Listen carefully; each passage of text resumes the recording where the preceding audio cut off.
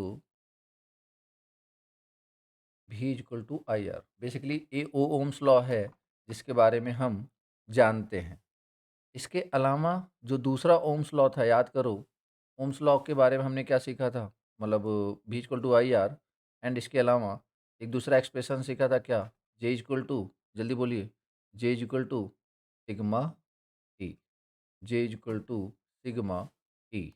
Like E, J क्या होता था, करंट डेंसिटी, और ई क्या होता था, ई क्या होता था, J equal to current density and E is what, electric field intensity, electric field intensity. ठीक है। अब उसके बाद अगर हम बात करें तीसरा, अब एक बात बताओ, अगर मैं यहाँ पे V is equal to I into R बोलूँ, तो क्या मैं ऐसे ले सकता हूँ R is equal to what, 1/G? बोलो हाँ या ना। R को क्या मैं 1/G लिख सकता हूँ? Like resistance is equal to 1/कंडक्टेंस।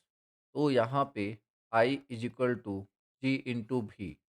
आप बताइए, अगर एग्ज़ाम में क्वेश्चन ऐसे आ गया कि I is equal to G V is Ohm's law और नॉट, तो बताओ क्या होगा answer. I is equal to G V Ohm's law है या नहीं है? बोलो यार, I is equal to G into V Ohm's law है या नहीं है ना? देखो वहीं से तो आया हुआ है, क्लियर है, वहीं से आया हुआ है। ठीक है। इसके अलावा अगर मैं बोलूँ कि ए बी ओम्स लॉ है, क्या आप इस बात से सहमत हो? बोलो हाँ या ना। ये भी ओम्स लॉ है, तो क्या आप इस बात से सहमत हो? सिंपल। क्यों? क्योंकि आई इक्वल टू क्या होता है, D Q by D T. तो क्या इतने ही ओम्स लॉ हैं? अभी और भी है, जब अपन इंडक्टर पढ़ेंगे, कैपेसिटर पढ़ेंगे, वहाँ चीज़ें आपको और क्लियर हो जाएंगी। ठीक है यार। तो ओम्स लॉ के बेसिकली कितने सारे एक्सप्रेशन हो सकते हैं। ठीक है। Good evening Anuradha. Done. Okay. अब यहाँ पे एक चीज़ और समझते हैं। जैसे मैं बात कर रहा हूँ किसके बारे में, मेरा मेन टॉपिक क्या चल रहा है, रेजिस्टेंस। हमारा मेन टॉपिक क्या चल रहा था, रेजिस्टेंस। ठीक है ना। तो अगर हम रेजिस्टेंस की बात करें, अगर हम रेजिस्टेंस की बात करें, तो रेजिस्टेंस की जो रेंज हो सकती है, ठीक है, जैसे आप एक बात समझो, मान लो कि एक कोई सप्लाई है, एक सप्लाई है, ठीक है, एक सप्लाई। चलो एक काम करो, छोटा सा टॉपिक लिख लो, क्या, ओपन सर्किट, ओपन सर्किट, या फिर resistance in case of open circuit, resistance in case of, simply open circuit topic डालो, उसके बारे में देखते हैं क्या क्या सीखते हैं अपन। ठीक है। बहुत बेसिक से बात करना स्टार्ट कर रहे हैं अपन। ठीक है। तो ओपन सर्किट, मान लीजिए एक सप्लाई वोल्टेज है, मान लीजिए एक सप्लाई वोल्टेज है, ठीक है। अब यहाँ पे सप्लाई वोल्टेज है, और ये मान लीजिए रेजिस्टेंस है, ये मान लीजिए क्या है, रेजिस्टेंस। और ये जो रेजिस्टेंस है ना, सपोज दैट इज वेरिएबल, ये जो रेजिस्टेंस है, सपोज दैट इज वेरिएबल। ठीक है। अब यहाँ पे सप्लाई वोल्टेज है भी, और ये मान लीजिए resistance which is variable. Done. Okay. तो अब इस रेजिस्टेंस की वैल्यू अगर देखी जाए, तो इस रेजिस्टेंस की वैल्यू अगर देखी जाए, तो कहाँ से कहाँ तक लाई कर सकता है, जल्दी बोलो। इस रेजिस्टेंस की वैल्यू हम कहाँ से कहाँ तक चेंज कर सकते हैं, बोलो यार। या तो आर की वैल्यू क्या रख दें, ज़ीरो, बोलो हाँ या ना। या तो आर की वैल्यू ज़ीरो, या तो आर की वैल्यू क्या रख दें, या तो आर की वैल्यू क्या रख दें, इनफाइनाइट, वेरी गुड। या तो आर की वैल्यू क्या रख दें, इनफाइनाइट। ठीक है। अब अगर आर की वैल्यू ज़ीरो रखते हैं, अगर आर की वैल्यू ज़ीरो रखते हैं, तो क्या इस सर्किट में कोई रेजिस्टेंस ऑफ़र हो रहा है क्या? अगर हम आर की वैल्यू ज़ीरो रख रहे हैं, तो क्या इस सर्किट में कोई रेजिस्टेंस ऑफ़र हो रहा है? और अगर रेजिस्टेंस ऑफ़र नहीं हो रहा है, तो अब आप इस सब ऐसे समझो कि R इक्वल टू 0 है, R इक्वल टू 0 है। अगर मैं आपसे यहाँ पे बोलूँ और R इक्वल टू इनफाइनाइट है। चलो एक-एक केस की बात करते हैं। सपोज़ सपोज़ अब मतलब ए तो जनरल केस हो गया, लाइक कि ए आपका जनरल केस हो गया कि लाइक कि ऐसी कंडीशन है और रेजिस्टेंस की वैल्यू देखनी है हमने, ठीक है? आर की वैल्यू 0 भी रख सकते हैं, आर की वैल्यू इनफाइनाइट भी रख सकते हैं। तो मान लीजिए केस 1 है जिसमें आर की वैल्यू इनफाइनाइट है, ऐसे समझते हैं। मान लीजिए आर की वैल्यू क्या है? इनफाइनाइट है, ठीक है? तो ऐसे सिचुएशन में जो आपका सर्किट होएगा, अब समझो ज़रा, अगर आर की वैल्यू इनफाइनाइट है, तो इसका मतलब क्या हुआ कि देखो, अगर बात करें ओम्स रेजिस्टेंस है, तो कहीं न कहीं ओम्स लॉ को फ़ॉलो करेगा। आई इक्वल टू क्या होता है? आई मतलब वी इक्वल टू क्या होता है? वी इक्वल टू क्या होता है? I into R. V equal to क्या होता है? आई इंटू आर, या आई इक्वल टू क्या होता है? V by R. अब एक बात बताओ, अगर आर की वैल्यू इनफाइनाइट है, तो करंट की वैल्यू क्या हो जाएगी? अगर आर की वैल्यू इनफाइनाइट है, तो करंट की वैल्यू क्या हो जाएगी? 0। करंट की वैल्यू क्या हो जाएगी? 0। अब करंट की वैल्यू 0 है, करंट की वैल्यू फ्लो नहीं हो रहा है, बताइए वो सर्किट कैसा बिहेव करेगा? एज़ अ ओपन सर्किट या as a short circuit? Simple है यार, सिंपल है कि मतलब R is equal to zero, sorry, R is equal to infinite, R is equal to infinite means what? Open circuit condition, ठीक है? R is equal to infinite means what? Open circuit condition. Done. अब यहाँ पे अगर इस open circuit की बात करें, अब देखो इतनी बात तो मतलब लाइक कि सबको पता होती है, कोई बहुत बड़ी बात नहीं है। तो देखो, अब क्वेश्चन ये होता है कि 3 पैरामीटर पे अपन फ़ोकस करेंगे। क्या? कि open circuit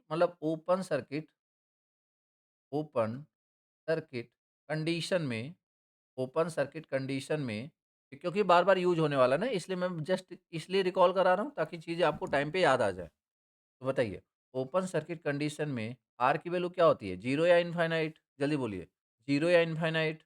open circuit condition में आर की वैल्यू क्या होती है? इनफाइनाइट। और करंट की वैल्यू क्या होती है? करंट की वैल्यू क्या होती है? करंट की वैल्यू क्या होती है? 0। एंड अगर मैं यहीं पे वोल्टेज की बात करूँ, अगर मैं यहीं पे वोल्टेज की बात करूँ, तो देखो ज़रा, वोल्टेज क्या हो जाएगा? वोल्टेज क्या हो जाएगा?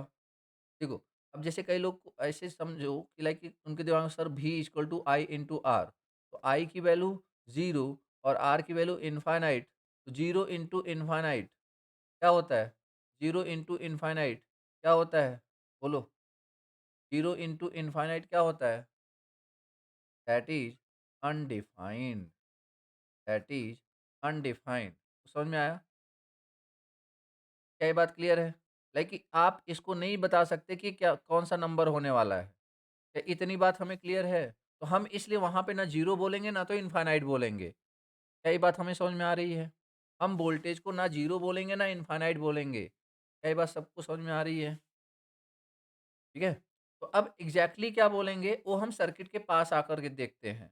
अब वो सर्किट के पास में आकर के देखते हैं। जैसे, अगर मान लीजिए मैं बोल रहा हूँ कि यहाँ पे 10 वोल्ट है, तो क्या ओपन सर्किट कंडीशन में पूरा का पूरा वोल्टेज यहाँ पे अपीयर होगा? बोलो हाँ या ना? ओपन सर्किट कंडीशन में पूरा का पूरा वोल्टेज यहाँ पे अपीयर होगा? क्लियर है बात? पूरा का पूरा वोल्टेज यहाँ पे अपीयर होने वाला है। डन। चलिए, अब किसी के दिमाग में अब ये मिसकंसेप्शन भी आ सकता है, सर इसका मतलब क्या? कि जब भी कभी ओपन सर्किट रहेगा, जब भी कभी ओपन सर्किट रहेगा, क्या पूरा का पूरा सप्लाई वोल्टेज हमारा ओपन सर्किट के टर्मिनल के अक्रॉस आ जाएगा क्या? तो नहीं यार, ये तो सर्किट की कंडीशन पे डिपेंड करता है ना। जैसे अगर मैं बोलूँ ये 10 वोल्ट है, ये मान लीजिए रेजिस्टेंस है 5 ओम, और ये रेजिस्टेंस है 5 ओम, और ये हमने क्या किया? ओपन किया हुआ है। तो एक बात बताओ कि इस अभी 10 वोल्ट है, इधर करंट की वैल्यू कितनी है? जल्दी बोलिए। What is the current here? What is the current here? 0। मतलब जो करंट यहाँ से आएगा, पूरा का पूरा इधर जाने वाला है। तो क्या मैं ये बोल सकता हूँ कि 10/5 करंट, हमें इतना करंट तो सबको पता होता है, लाइक कि वोल्टेज, या फिर ऐसे समझो 10 वोल्ट है, तो 5 वोल्ट इसके क्रॉस अपीयर होगा, 5 वोल्ट इसके क्रॉस, बोलो हाँ या ना? 5 वोल्ट इसके क्रॉस या 5 वोल्ट इसके क्रॉस? तो इसका मतलब इसके क्रॉस वोल्टेज कितना हुआ? 5 वोल्ट। अब क्या यही 5 वोल्ट इस ओपन सर्किट रेजिस्टेंस के क्रॉस अपीयर होगा? यस या नो? यही 5 वोल्ट इस ओपन सर्किट के क्रॉस अपीयर होगा? तो क्या अब बताओ क्या पूरा का पूरा सप्लाई वोल्टेज ओपन सर्किट के क्रॉस आ रहा है क्या? क्या पूरा का पूरा सप्लाई वोल्टेज ओपन सर्किट के क्रॉस आ रहा है? तो क्या मतलब वो कन्फ्यूज़न हमें दिमाग में नहीं रखनी है। बस दिमाग में ये रखना है कि अगर हम ओपन सर्किट करते हैं, तो जो volt maximum possible voltage appear होगा। क्लियर हुआ? मैक्सिमम पॉसिबल वोल्टेज अपीयर होगा। लाइक कि 5 वोल्ट इसके क्रॉस मैक्सिमम पॉसिबल था। अगर यहाँ से रेजिस्टेंस अगर कोई ब्रांचेज़ लग जाए तो 5 वोल्ट से फिर कम होना स्टार्ट हो जाएगा। क्यों? क्योंकि इसमें से करंट की वैल्यू कम होना स्टार्ट हो जाएगी और V equal to I into R। समझ में आया नहीं? What is the voltage across open circuit resistance that is maximum possible value. अब वो सर्किट कंडीशन पे डिपेंड करता है। पहले जब मैंने इसके पहले वाली सर्किट बनाई थी तो उस समय मैक्सिमम पॉसिबल वोल्टेज क्या था? 10 वोल्ट। बोलो हाँ या ना? जो मैंने पहले वाली सर्किट कंडीशन बनाई थी, उसमें मैक्सिमम पॉसिबल वोल्टेज क्या था? 10 वोल्ट। बट अभी जो आपके सामने बनाई गई है, इसमें मैक्सिमम पॉसिबल वोल्टेज क्या है? 5 वोल्ट। बोलो हाँ या ना? क्लियर है यार? डन। तो क्या हमें ओपन सर्किट का मतलब समझ में आ गया? कि जब भी हमारे सामने ओपन सर्किट आएगा, हम क्या करेंगे? रेजिस्टेंस क्या बोलेंगे? इनफाइनाइट। करंट क्या बोल देंगे उस ब्रांच में? 0। बट वोल्टेज की बात आएगी, वोल्टेज सर्किट के सिचुएशन पे डिपेंड करेगा, सर्किट के कंडीशन पे डिपेंड करेगा। प्रॉपर देखेंगे, एनालिसिस करेंगे, जो पॉसिबल वैल्यू होगी, वही उसके अक्रॉस अपीयर हो जाएगा। डन? खैर, अब बी वाला केस देखते हैं। बी मतलब R is equal to 0। B मतलब R इज इक्वल टू 0। अब R इज इक्वल टू 0 का मतलब क्या है? अब इसको समझने की कोशिश करते हैं। मान लीजिए मान लीजिए यहाँ पे एक करंट सोर्स है। मान लीजिए यहाँ पे एक करंट सोर्स है। सपोज़ यहाँ से करंट आ रहा है 20 एम्पीयर। बहुत ध्यान से समझना ये जो छोटे-छोटे पॉइंट्स बता रहा हूँ ना मान लीजिए आपको अभी माइट भी लग रहा हो कि यार ये छोटे-छोटे कॉन्सेप्ट ही तो हैं, अच्छे से आता है। बट मैं आपको ये रियलाइज़ कराऊँगा आगे चल के कि जब मैं ठीक-ठाक क्वेश्चन लूँगा गेट और ईएस के, तो उस समय आप यही छोटी-छोटी चीज़ें आप वहाँ पे इम्प्लीमेंट नहीं कर पाओगे, अगर इन चीज़ों पे ध्यान ना दिलाया जाए तो। ठीक है ना? तो बेसिकली वही है, मैं उस पॉइंट के लिए काम कर रहा हूँ कि जहाँ पे आपसे कोई भी क्वेश्चन स्किप ना हो। सिर्फ़ छोटे-छोटे कॉन्सेप्ट्स की वजह से, फिलहाल। तो मान लीजिए 20 एम्पीयर करंट यहाँ से फ्लो हो रहा है। 20 एम्पीयर करंट यहाँ से फ्लो हो रहा है। अब 20 एम्पीयर में से मान लीजिए इधर एक ब्रांच है एक ब्रांच है सपोज़ ये 5 ओम का, ठीक है? अभी अभी छोड़ो, छोटे-छोटे कॉन्सेप्ट सीखते चलते हैं। अभी बताओ इस 5 ओम में से कितना करंट फ्लो हो रहा होगा? अभी बताओ इस 5 ओम में से कितना करंट फ्लो हो रहा होगा? जिस हिसाब से सर्किट है कितना फ्लो हो रहा होगा? 20 का 20 एम्पीयर, पूरा का पूरा उसी में से जा रहा है। क्यों? क्योंकि कोई और ब्रांचेज़ है नहीं। चलिए, एक काम करते हैं, एक ब्रांच और लगा देते हैं और उसका भी रेजिस्टेंस ले लेते हैं 5 ओम। अभी बताओ क्या दोनों में सेम करंट जाएगा? येस या नो? क्या दोनों में सेम करंट जाएगा? येस या नो? जल्दी बोलो। सेम करंट जाएगा? ठीक है। सेम करंट जाएगा, कितना-कितना जाएगा? क्या ये डिवाइड हो जाएगा? 10 और 10, ठीक है? 10 और 10, चलिए वेरी गुड। अब अब मैंने क्या किया, मैंने एक ऐसा रेजिस्टेंस लगाया एक्चुअली कि मैंने एक ऐसा रेजिस्टेंस लगाया कि जिसका रेजिस्टेंस ही क्या है? 0। ठीक है? जिसका रेजिस्टेंस ही क्या है? तो आंसर इज़ 0।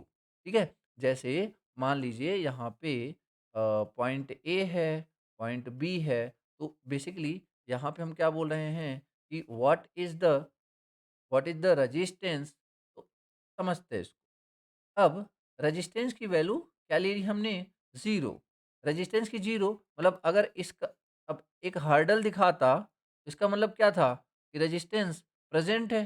बोलो हाँ या ना? इसका मतलब रेजिस्टेंस प्रेज़ेंट है। ये जैसे अपन स्पीड ब्रेकर होता है ना, रोड पे ऐसे स्पीड ब्रेकर लगे होते हैं ना, तो वो बेसिकली आपके मोशन में हर्डल होते हैं और ये रेजिस्टेंस बेसिकली क्या होते हैं, ये इलेक्ट्रॉन के मोशन में बेसिकली हर्डल होते हैं, ठीक है? इसलिए उस तरीके से दिखाया जाता है। बट अगर मैंने फ्लैट बना दिया मतलब कोई हर्डल है क्या? मतलब रेजिस्टेंस की वैल्यू क्या है? अगर मैंने फ्लैट बना दिया मतलब रेजिस्टेंस की वैल्यू क्या है? 0 सिंपल है ना? रेजिस्टेंस की वैल्यू क्या है? 0 अब पहले केस में यहाँ से 20 एम्पीयर गया था, दूसरे केस में यहाँ से 10 एम्पीयर गया था। अब आप एक बात बताओ अच्छा R की वैल्यू 0 है। अगर मुझे कोई ये बोले कि व्हाट इज़ द वोल्टेज तो according to Ohm's law V equal to क्या होता है? I इंटू R I का मुझे नहीं पता, मैं I वैसे ही लिख देता हूँ। बस मुझे ये पता है कि R की वैल्यू 0 है। What is the voltage? What is the voltage across register? बोलो यार, what is the voltage across register? 0 मतलब under short in short circuit condition what is the voltage across element? Under short circuit condition what is the voltage across element? Obviously 0 obviously 0 खैर, अब यहाँ पे अब बात करते हैं किसकी? ये तो 2 पैरामीटर हो गए, पहला पैरामीटर और ये दूसरा पैरामीटर। अब बात किसकी करते हैं? करंट की। अब बात किसकी करते हैं? करंट की। अब एक बात बताओ, अभी अभी जब तक ये ब्रांच नहीं लगाया था, इसमें से और इसमें से कितना-कितना करंट जा रहा था? जब तक ये ब्रांच हमने ऐड नहीं किया था, 10 और 10, ठीक है? अब मतलब पहले केस में 20 था, दूसरे केस में 10-10 कर दिया, मतलब घटा दिया। पहले केस में कितना करंट था? 20, 5 वाले में टारगेट करते हैं। फिर दूसरे केस में 10 एंड 10। अब बताओ तीसरे केस में करंट की वैल्यू इंक्रीज़ होगी या डिक्रीज़ होगी? तीसरे केस में उस ग्रीन ब्रांच में से करंट की वैल्यू इंक्रीज़ होगी या डिक्रीज़ होगी? अगर मैंने तीसरा पार्ट कनेक्ट कर दिया, अब ध्यान से समझो, एक बात समझो। मैं बोल रहा हूँ 3 ब्रांचेज़, फर्स्ट और ये सेकंड। अभी बस आप मुझे बताओ, फर्स्ट वाले ब्रांच बाय कनेक्टिंग अ शॉर्ट सर्किट पाथ, क्या फर्स्ट वाले ब्रांच में से 5 ओम रेजिस्टेंस में से कोई करंट जाएगा क्या? बाय कनेक्टिंग अ शॉर्ट सर्किट पाथ क्या कोई करंट जाएगा? नहीं। सारा का सारा करंट क्या हमें नहीं लगता कि इस ग्रीन वाले पाथ से जाने वाला है? बोलो हाँ या ना? मतलब यहाँ पे आई क्या होगा? I maximum possible maximum current. बोलो हाँ या ना? Possible maximum current. क्लियर है यार? अब ये मैक्सिमम कितना मैक्सिमम होगा ये सर्किट कंडीशन पे डिपेंड करेगा। ठीक है ना? मैक्सिमम कितना मैक्सिमम होगा, ये सारी बातें सर्किट के कंडीशन पे डिपेंड करती हैं। तो फिलहाल हमारा जो कंक्लूजन है कि R इक्वल टू 0 का मतलब क्या होता है? R इक्वल टू 0 का मतलब होता है शॉर्ट सर्किट और शॉर्ट सर्किट के केस में जो रेजिस्टेंस होता है दैट इज़ 0, जो वोल्टेज होता है दैट इज़ 0 और जो करंट होता है दैट इज़ मैक्सिमम। क्लियर है यार? और ये जो करंट फ्लो हुआ ना, इसी को बोलते हैं आई शॉर्ट एससी, आई शॉर्ट सर्किट। और जो वोल्टेज यहाँ पे आया ना, इसी को बोलते हैं वोल्टेज ओपन सर्किट वोल्टेज। और यही थेवेनिन में जाकर के क्या हो जाएगा? वीटीएच। यही थेवेनिन में जाकर के क्या हो जाएगा? वीटीएच। और यही थ्योरम थ्योरम में नेटवर्क थ्योरम में जाकर के क्या हो जाएगा? आई नॉर्टन। समझ में आ रहा है? क्योंकि Thevenin voltage is open circuit voltage and Norton current is short circuit current. ठीक है? ये आगे का बता रहा हूँ तो स्पेशली जिन्होंने नहीं पढ़ा है, अभी ज़्यादा परेशान ना हो। ठीक है? ये उनके लिए था बेसिकली जिन्होंने थोड़ा बहुत पढ़ रखा है। क्या हमें open circuit, short circuit clear है? अच्छा, conductance is a reciprocal of, जल्दी बोलो। बहुत बेसिक बेसिक क्वेश्चंस हैं, बट मैं नहीं चाहता कि लाइक सिर्फ ये ना डील हो इसकी वजह से आपका क्वेश्चन छूटे। That is resistance. Okay, and what are the units of conductance? What are the units of, अच्छा, अगर कोई बोले कि व्हाट इज कंडक्टेंस, तो समझो जरा कंडक्टेंस क्या होता है। Conductance is the ability of an element to conduct electric current. ठीक है, डिफाइन कर ही लो। It is ability of an element to conduct electric current. Electric current. खैर, अब समझो जरा। जी का यूनिट, यूनिट क्या होता है? दैट इज मो। यस या नो? दैट इज मो। इसके अलावा कुछ होता है क्या? इसके अलावा कुछ होता है क्या? बोलो यार, इसके अलावा कुछ होता है? चलो, ठीक है। मो इनवर्स, ये भी ठीक है। क्या होता है? मो इनवर्स, ठीक है। MHO inverse. इसके अलावा तीसरा बताओ, तीसरा क्या होता है? सीमंस, ठीक है ना? सीमंस। डन। अच्छा, एक बात और, अगर मैं बोलूं कि यही तीन पैरामीटर, अरे सॉरी, मोमिनो, मोमिनो, ठीक है। अब देखो, अगर अगर मैं ये बोलूं कि यही तीन पैरामीटर किसी और के भी यूनिट हैं, तो क्या बता सकते हो दूसरी क्वांटिटी क्या है? एनीवन? यही तीन पैरामीटर किसी और के भी यूनिट हैं, तो बता सकते हो क्या है वो? That is admittance. Very good. That is admittance.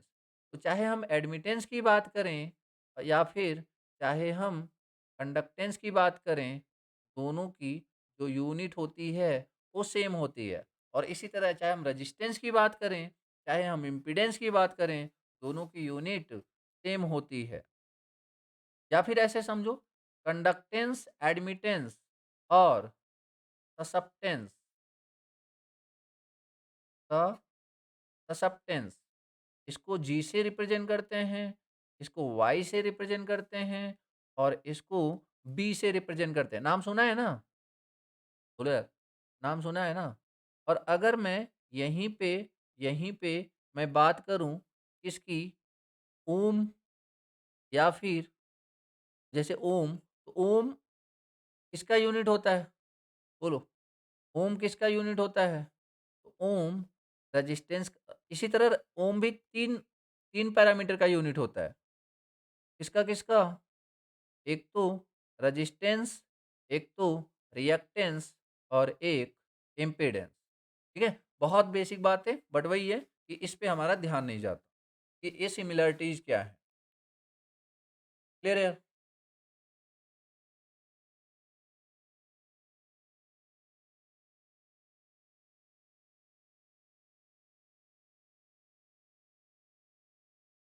तो रेजिस्टेंस, रिएक्टेंस या इम्पीडेंस की यूनिट भी ओम होती है। लिख लिया है हमने।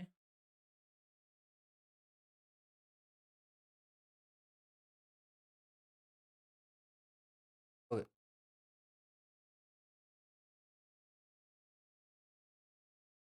तो अगर हम सारी बातें रजिस्टर की कर रहे हैं, तो रजिस्टर की कर रहे हैं, तो एक बार अब इसके बारे में थोड़ा सा कंक्लूजन निकाल लेते हैं, जितना अभी तक हमने पढ़ा है ना। क्योंकि अभी मैं स्टार्ट करूंगा इंडक्टर और कैपेसिटर। अब इंडक्टर और कैपेसिटर मतलब पूरे इलेक्ट्रिकल इंजीनियरिंग की, कैपेसिटर तो कम, बट इंडक्टर तो काइंड ऑफ पूरे इलेक्ट्रिकल मशीन की एक तरीके से बेसिक पार्ट है ना। ठीक है, तो रजिस्टर और इसको समझते हैं। सबसे पहले रजिस्टर, अगर बात करें रजिस्टर की, तो register allow sudden change. Register allow sudden change, ठीक है, sudden change in either voltage और करंट। समझ में आया? अब ये लाइन आपको ज़्यादा क्लियर तब होगी जब आप ये जानोगे कि जैसे inductor does not allow sudden change in current end voltage does not, sorry, capacitor does not allow sudden change in voltage. इस, बात समझ में आ रही है? ठीक है? जैसे inductor does not allow sudden change in current और capacitor does not allow sudden change in voltage but resistance के को कोई भेदभाव नहीं, किसी से कोई दुश्मनी नहीं है। ये बेसिकली सबका सडन चेंज अलाउ करता है। अब दिमाग में आता है सर ये सडाउ मतलब बेसिकली सडन चेंज का मतलब क्या होता है? तो देखो यार, इसका मतलब ये होता है ना, कि जैसे मान लीजिए कि अगर मान लीजिए आपने सप्लाई वोल्टेज दिया, एक एक नेटवर्क है, बहुत ध्यान से सुनना मेरी बात। अब यहाँ पे मान लीजिए वोल्टेज है और ये एलिमेंट है, ये वोल्टेज है और ये एलिमेंट है, ये आर है और ये भी है और यहाँ पे करंट है। अब अगर वोल्टेज की जो वेवफॉर्म है, सपोज एसी है, वोल्टेज की वेवफॉर्म सपोज एसी है, तो अभी ये वोल्टेज का वेवफॉर्म हुआ।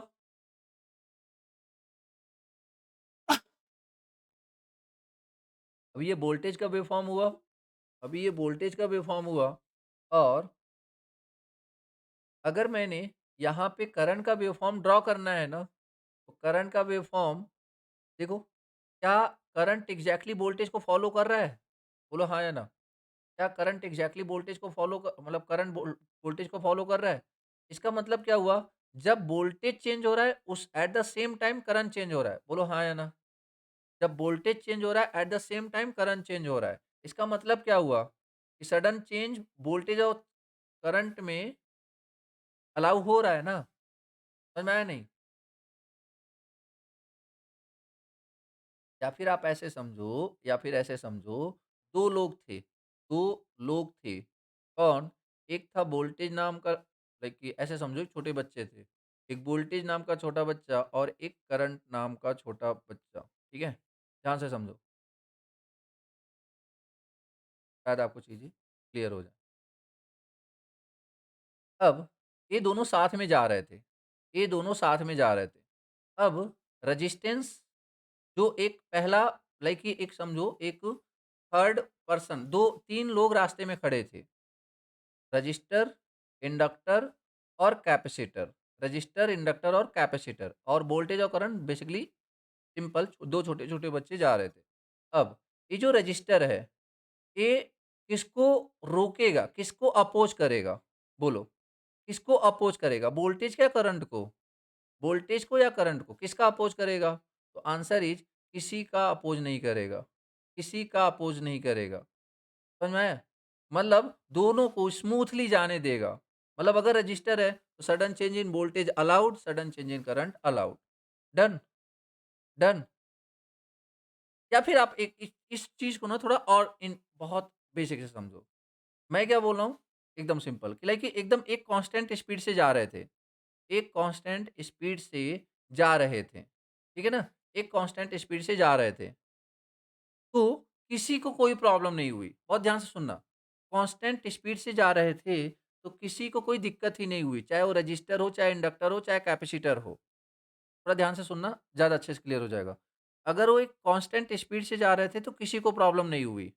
बट अब इन्होंने क्या किया, जैसे ही रजिस्टर के सामने पहुँचे, सडनली दौड़ लगा दी। सडनली दौड़ लगा दी।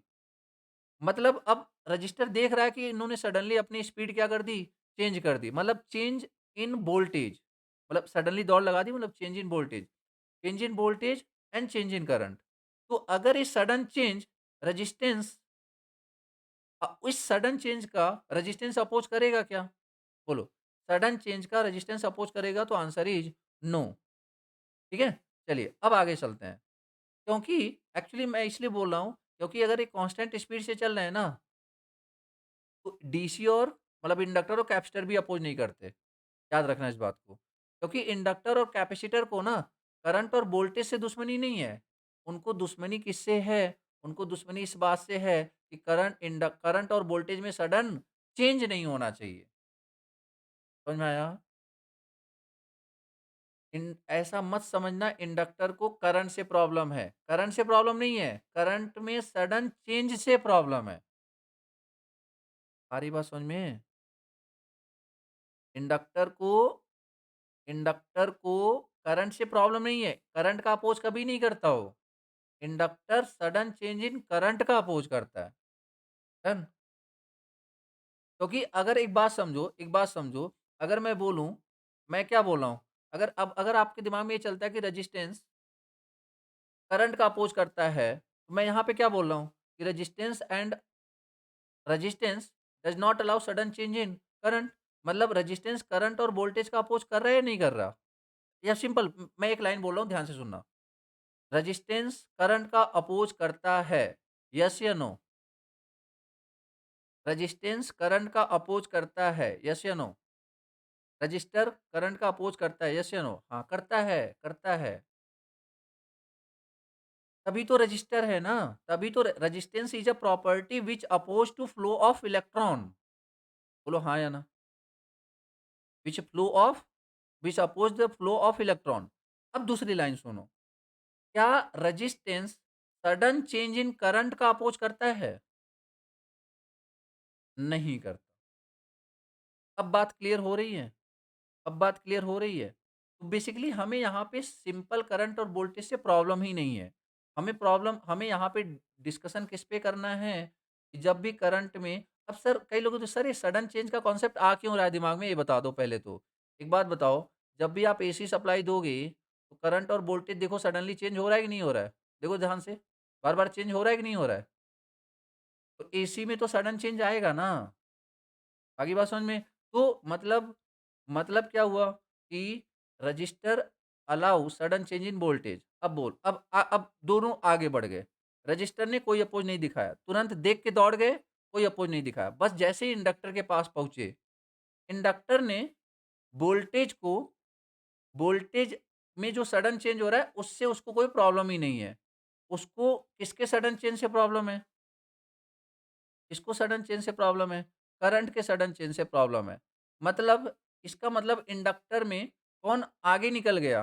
कौन किसको नहीं रोका? इंडक्टर ने किसको नहीं रोका? इंडक्टर ने किसको नहीं रोका? वोल्टेज को। किसको रोक लिया उसने? किसको रोक लिया? करंट को। तो बताना ज़रा लीड कौन करेगा? वोल्टेज या करंट? इंडक्टर में कौन लीड करेगा? वोल्टेज। लैग कौन करेगा? लैग कौन करेगा? करंट। सिंपल सी बात है। आगे बात समझ में? देखो मैं बेसिकली मैं ये समझ के चल रहा हूँ कि लाइक कि आपको इलेक्ट्रिकल इंजीनियरिंग एकदम नहीं आती, ठीक है ना? उस पर्सपेक्टिव से मतलब कई लोगों को लग रहा होगा सर क्या ये बच्चों वाली बातें बता रहे हो? उस उनके लिए बता रहा हूँ। मैं फिलहाल ये समझ के चल रहा हूँ कि आपको इलेक्ट्रिकल इंजीनियरिंग एकदम नहीं आती, ठीक है? खैर, देन कैपेसिटर पे बात करते हैं। कैपेसिटर पे बात करते हैं, ठीक है? तो कैपेसिटर यहाँ पे capacitor does not allow sudden change in capacitor does not allow sudden change in voltage. इसका मतलब क्या है? Capacitor oppose sudden change in capacitor oppose sudden change in voltage. Sudden change in voltage मतलब किसको allow कर मतलब किसका oppose नहीं करता? लाइक करंट का। तो मतलब लीड कौन कर रहा है? लीड कौन कर रहा है? कैपेसिटर में लीड कौन कर रहा है? करंट।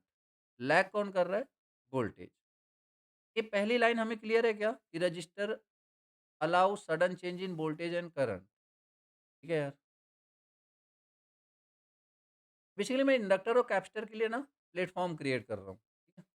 चलिए नेक्स्ट पॉइंट दूसरा रजिस्टर रजिस्टर में कैसे एवरेज पावर इन रजिस्टर बस ये बताओ जीरो और नॉन जीरो बस ये बताओ जीरो और non zero average power in resistor zero और non zero answer is non zero क्योंकि एवरेज पावर जब अपन इंडक्टर की बात करेंगे ना या एवरेज पावर कैपेसिटर की बात करेंगे वहां पे आंसर पता है क्या होने वाला है average power in inductor and average power in capacitor answer is zero ये 829 का क्वेश्चन है ठीक है ना average power in ideal capacitor answer is zero the average power in resistor is not equal to zero फिर वो जाता कहाँ है फिर वो कहाँ जाता है that dissipate that dissipate in form of heat, in form of heat, ठीक है? Power dissipate in the resistor which is converted into the heat, which is converted into the heat। और उसी हीट की वैल्यू क्या थी? Basically हमने पहले ही हीट मतलब हीट मतलब एनर्जी, हीट मतलब एनर्जी, जिसको हमने पहले ही देख लिया है, 0 टू टी,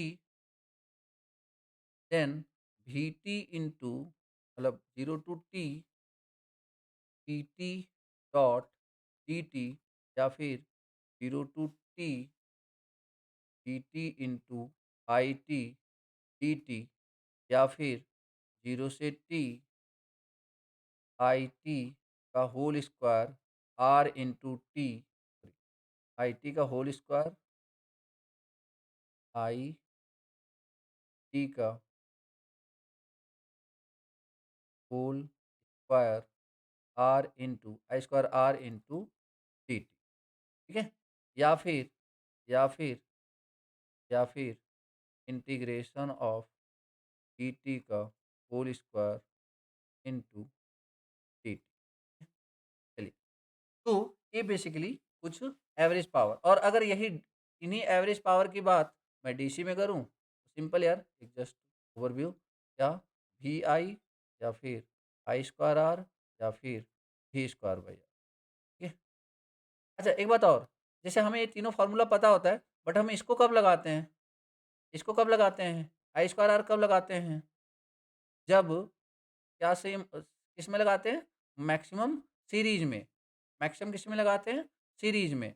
और वी स्क्वायर बाई आर, या फिर ऐसे समझो, जब हमें उस एलिमेंट के क्रॉस करंट पता हो, जब हमें उस एलिमेंट के क्रॉस करंट पता हो, और जब हमें उस एलिमेंट के क्रॉस वोल्टेज पता हो, तो ऑब्वियस सी बात है, हम क्या लगाते हैं? V square by R. तो मैक्सिमम इसमें पैरेलल में, कंपल्सरी नहीं है, मतलब एक रफ आइडिया देने की कोशिश कर रहा हूँ मैं। डन? Okay, done. तो all about this is all about resistor. मतलब ये, आप बस ये समझो, या फिर ऐसे एक लाइन और लिख लो, क्या कि register can not, register capital does not store energy, ठीक है?